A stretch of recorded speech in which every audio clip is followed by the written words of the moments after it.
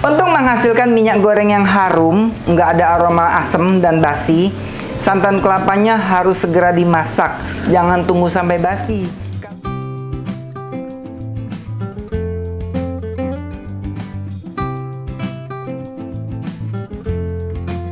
Halo sahabatku, apa kabar? Semoga Anda semua sehat selalu dan bahagia.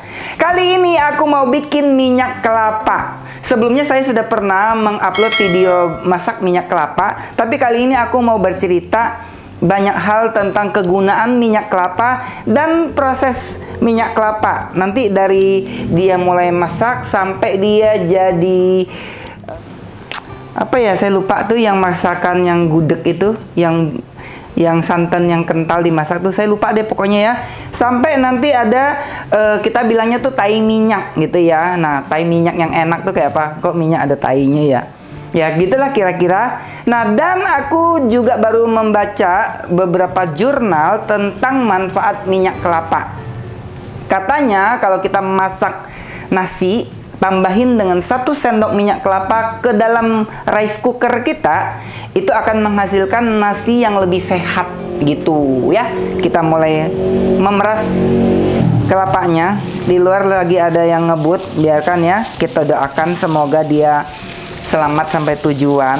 Jangan doain yang jelek-jelek. Ini aku baru pulang marut kelapa 5 butir kelapanya. Kenapa ya kelapa itu bilangnya butir, bukan 5 buah? Padahal dia tidak berbutir ya, dia gede-gede gitu. Oke, ini kita mau keluarkan dulu kulit-kulitnya kayak gini. Jadi ini nggak ada bahan-bahan apapun, hanya kelapa saja. Nah, kulit coklatnya ini akan aku pisahkan dulu. Jadi supaya nanti santannya itu nggak terlalu coklat gitu ya. Sahabatku, aku ada tips untuk mendapatkan kelapa yang bersih, tidak banyak kotor ketika kita peras santannya. Jadi waktu kita pergi ke tukang parut kelapa tuh minta kelapanya tuh digosok pakai sabut cuci piring, kawat cuci piring itu loh ya, dan dibilas dengan air mengalir. Nanti ada yang ngomong gini, nanti kalau kemakan gimana sabut cuci piringnya? Dibilas gitu ya. Kadang-kadang orang kan suka komen gitu, kalau wajan digosok pakai amplas apa nggak kemasak amplasnya? Dibilas gitu ya, dicuci, bilas pakai air mengalir. Nah, jadi ini aku sudah punya langganan marut kelapa yang udah ngerti banget tentang aku. Jadi kalau ke situ saya pasti pilih kelapa yang terbagus menurut aku, yang gede-gede, yang tebal-tebal dagingnya. Dan saya biasanya bawa sabut itu, gosokan cuci piring yang stainless itu loh. Saya bilang, bang digosok ya pakai ini. Nah, kenapa nggak dikerok aja kelapanya? Kan ada yang diserut gitu ya, dibuang kulit arinya. Menurut aku itu akan banyak terbuang santan kelapanya gitu. Nah, sedangkan kalau ini nanti hasil santannya itu juga bersih dengan cara seperti ini. Tetap dengan santan yang banyak. Ini nih udah aku pindahin ke sini. Nah, kita siram dengan air di sini. Diobok-obok. Ceritanya nggak mau rugi gitu sahabatku. Baru kita pindahin ke sini. Nah, ininya kita buang, jadi nggak usah ikut diperas ininya. Dibuang aja.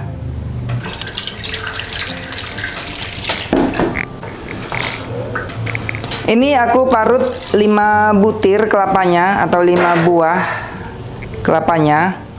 Biasanya 5 buah kelapa ini akan menghasilkan sekitar 1 liter minyak kelapa. Itu kalau buah kelapanya yang besar-besar dan tua. Dan minyak kelapa ini sangat enak untuk dipakai untuk goreng ikan, masak sayur, bikin sambal matah. Itu wajib banget pakai minyak kelapa. Dan sahabatku pasti ngomong gini, repot banget bikin sendiri, mendingan beli yang udah jadi. Minyak kelapa hasil pabrikan itu beda ya sahabatku. dia tidak sewangi yang dimasak sendiri. Dan kalau masak sendiri ini aku yakin banget jaminan kebersihannya. Nah, sahabatku juga bisa menggunakan mesin. Kalau langganan parutnya itu ada mesin peras santan gitu, hanya saja saya sudah beberapa kali minta diperas di tempat langganan aku, tapi aroma basinya itu kuat banget sahabatku. Sepertinya mesin peras kelapanya itu nggak dibersihkan gitu. Nah, daripada kita kebanyakan komplain, kesannya kan cerewet banget ini si chef abal-abal ya. Mendingan aku peras sendiri deh kayak gini, akan lebih aman. Aku lebih yakin akan kebersihannya. Soalnya saya sudah 3-4 kali minta diperas langsung ke tempatnya itu.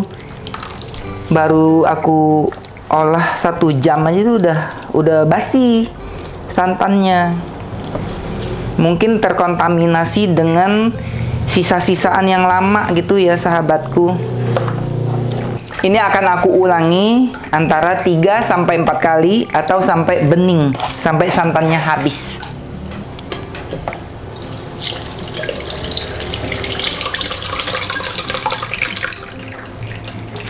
Ini perasan yang pertama ini kental banget nih sahabatku. Tuh.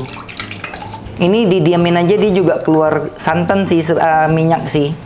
Hanya saja minyaknya tuh akan lebih cepat bau tengik dan bau basi. Nah, biasanya kalau untuk coconut virgin, gimana cara ngomongnya? Virgin coconut oil. Nah, mereka tuh tidak dimasak. Diperas santan kelapanya kayak gini dan dibiarkan sampai keluar minyak. Tapi itu kalau untuk dimasak sayur, untuk dibikin sambal mata, menurut aku dia nggak harum gitu, nggak ada aromanya. Nah, biasanya mungkin pabrikan minyak kelapa itu prosesnya tuh tidak dimasak kayaknya ya.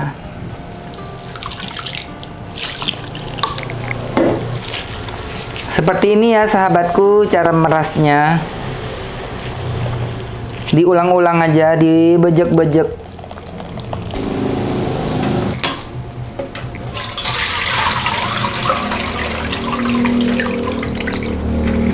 Ini adalah perasan yang kedua. Masih banyak banget santannya. Kita lanjut lagi perasan yang ketiga. Kalau punya peliharaan ayam, bebek, atau nah biasanya kasih makan ampas kelapanya ini sahabatku. Sayangnya aku di sini nggak punya ternak karena nggak ada kebun. Nanti kalau punya kebun pengen punya peliharaan ayam atau bebek supaya ampas kelapa kayak gini nih bisa dimanfaatkan kembali, tidak menjadi sampah. Tapi ini sih sebetulnya bagus untuk tanaman sahabatku. Dibusukin dulu, dijadiin kompos, atau ditaruh aja di bawah pohon gitu, pohon rambutan atau pohon apa nih, diaur-aurin aja. Hanya saja kalau diaur-aurin begitu dia jadi mengundang lalat sahabatku. Lalat doyan banget nih sama ampas kelapa, percaya deh. Ini adalah perasan yang ketiga. Masih banyak santannya. Kita lanjut ke perasan yang keempat. Dia nyemplung.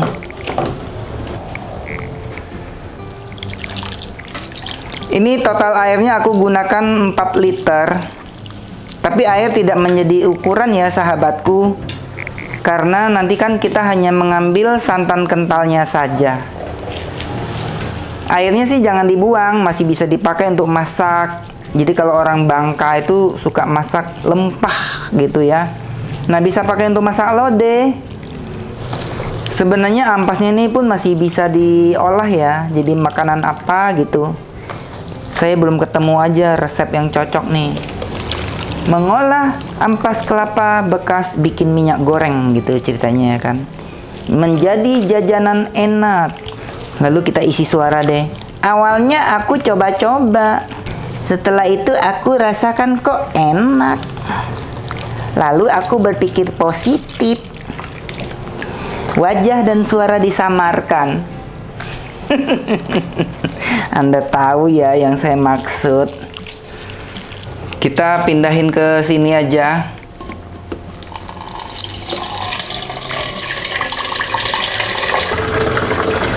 Hey. Salah, keluar deh ngalir. Harusnya tadi aku mindahin dari yang udah diperas tadi ya. Enggak pakai ini langsung, jadi kuyup deh rumah. Harusnya tadi tuh ini yang dipindahin dulu, ya kan?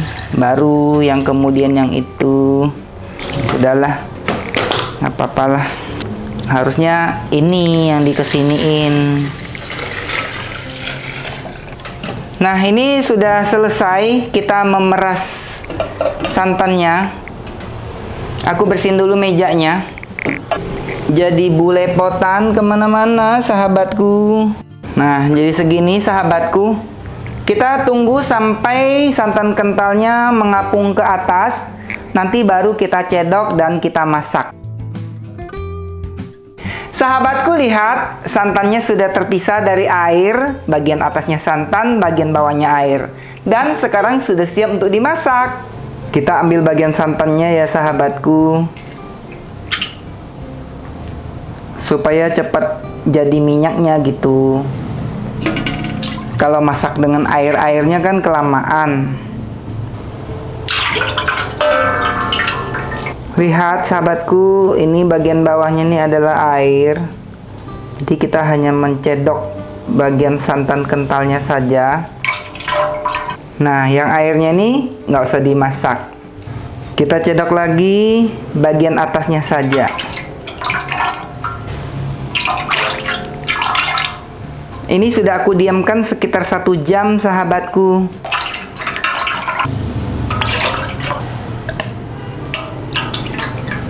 Sahabatku, santan encernya ini jangan dibuang. Ini bisa dipanaskan dulu sampai mendidih, lalu dibungkus seperti es batu, disimpan. Nanti bisa digunakan untuk masak sayur lodeh, nasi uduk, dan sebagainya. Jangan dibuang. Sahabatku, masaknya harus sambil diaduk-aduk ya, nggak boleh ditinggal supaya tidak gosong di bagian bawah.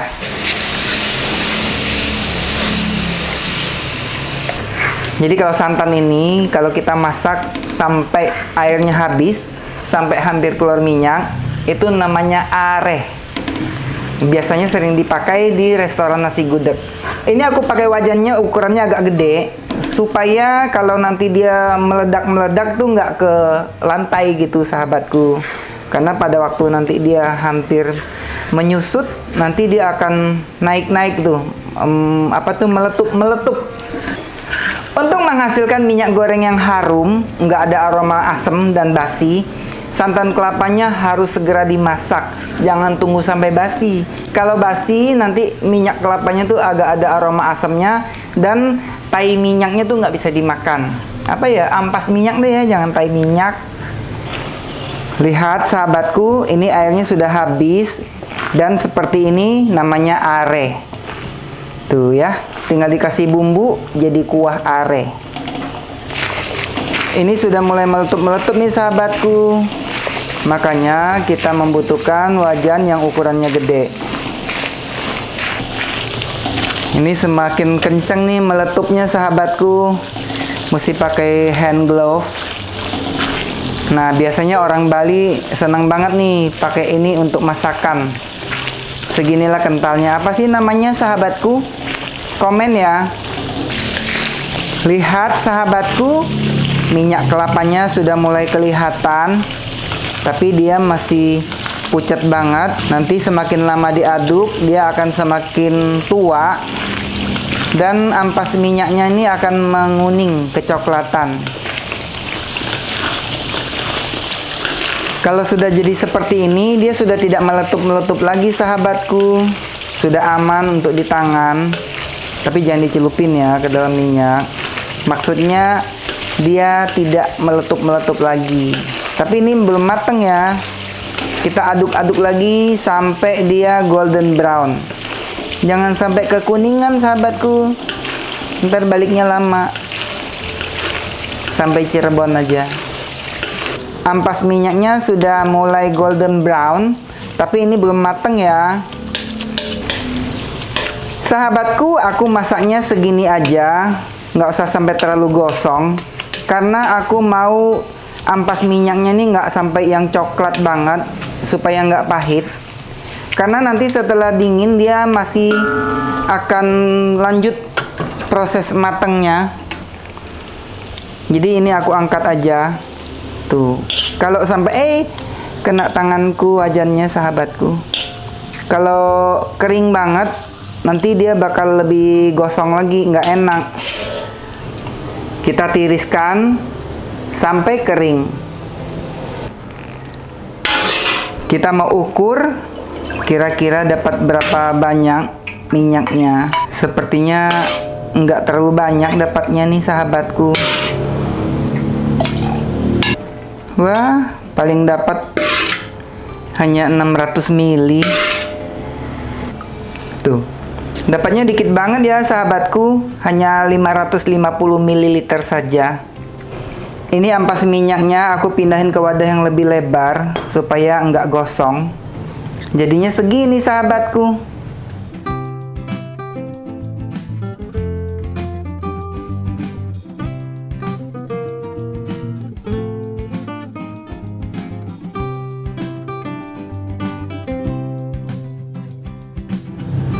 Seperti ini jadinya sahabatku. Semoga sahabatku bisa membuat minyak kelapa di rumah. Ini ampas minyaknya enak banget dijadiin sambal mata, sambal kecombrang, dan sambal-sambal lainnya. Semoga sahabatku suka dengan videonya, suka dengan cara bikinnya. Kalau suka kasih like, yang baru join buruan subscribe, nyalakan belnya. Sampai jumpa di video berikutnya. Bye-bye.